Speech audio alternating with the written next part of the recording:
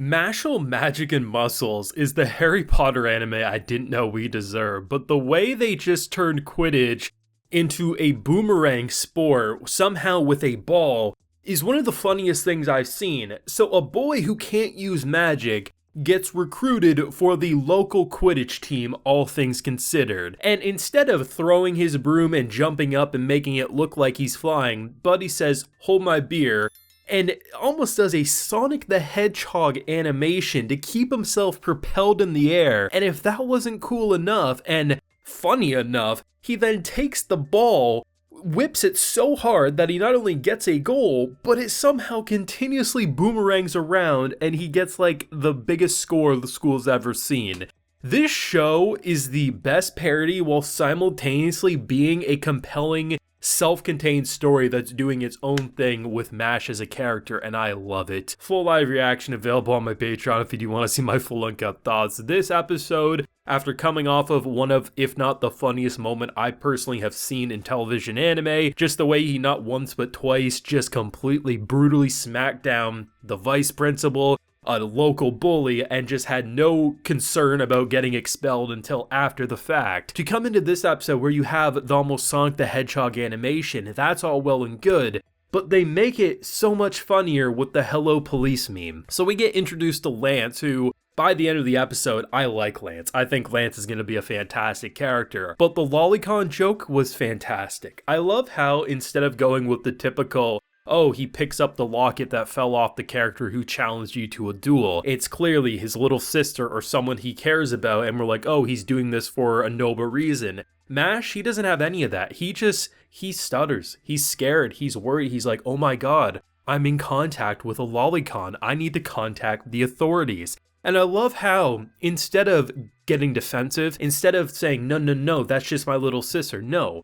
Buddy with the straightest of faces, and I honestly think this was the straightest face you could ever have to being called a Lolicon. He says, no, I'm a siscon. There's not shame. There's not an element of shame there. The thing is he was upset that you would even consider him anything other than a siscon. And I love how Mash literally says what I say out loud to these moments. Is that even better? And Mash is like, bro, how is that even better? I love the fact that this show, its humor comes from left field almost every single joke. It has a standard formula, the cast dynamic, Tom's calling you bamboo, you need to be bamboo. You have the kind of roommate dynamic who's a bit of a scaredy cat and will fall asleep when you need him. The potential love interest, Lance, the siscon. You have these like individual personalities that are blending together to make this fantastic supporting cast. But at the end of the day, the jokes such as Mash pummeling someone into the ground or threatening to kill them by burying them 6 feet under should you ever cross their path. Or how is someone gonna fly a broom? Well, you know what? He can't just keep jumping around. He needs to be so damn good that he rapidly propels his feet to make it look like he's flying. The only way it would have been funnier is if we saw him slowly moving around, because as strong as those legs may be, there's no way he could, right now anyway, until he practices more, he could fly around that fast. So keeping him propelled to just standing still is probably the best he can do right now. But man, this show, it's hilarious. And I think the best comedy series are the ones that are more than just joke after joke. This show sets up, executes, and has that payoff of funny moments. And there's clearly a Harry Potter parody at play here. The uniforms are identical. The moments like, Tom getting hurt after getting hit in a cheap way after pretty much the first match when Harry plays, right? There's all these moments that are pretty much like, listen, if you've read the books, you've seen the movies, you recognize the beats. But like I've been saying, this show is more than just being a parody. And sometimes just having a show that memes pop culture, I like that. I do find that amusing, and I can say, this is a really funny series. I think if you look at shows like Robot Chicken, that's pretty much all they do, right? They meme things, and I find it funny. But the thing that separates a show from just being a really fun watch is when you have those shows that are also telling their own creative vision. And that's what this author's doing, and what this production team's doing a brilliant job adapting. So you'll have in any given episode parodies of Harry Potter. In any given episode, you'll just have ridiculous jokes that leave you laughing.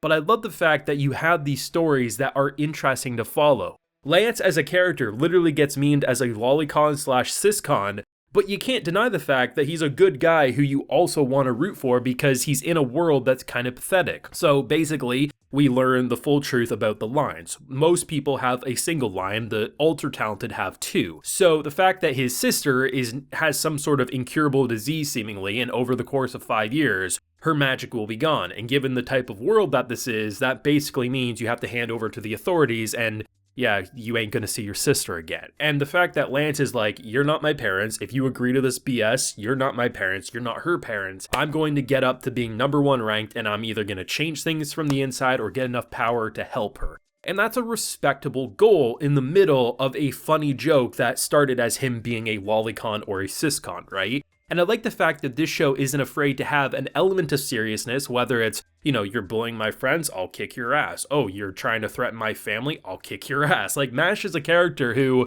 he doesn't seem to care about much, and he's very like, man, I should have opened the bottle back at school so I didn't have to listen to these idiots. But at the end of the day, we know Mash is a great guy, even if he is a little simple and doesn't think things through until after he's punched. And I think the fact that you can blend an element of serious, an interesting world mechanic that isn't just simply a parody of Hogwarts and the like, it has its own identity surrounded by this extra layer of parody charm, and that's what separates Mashle, Magic, and Muscles from just being a Hogwarts parody. That is there, there's no arguing it, especially after the last episode.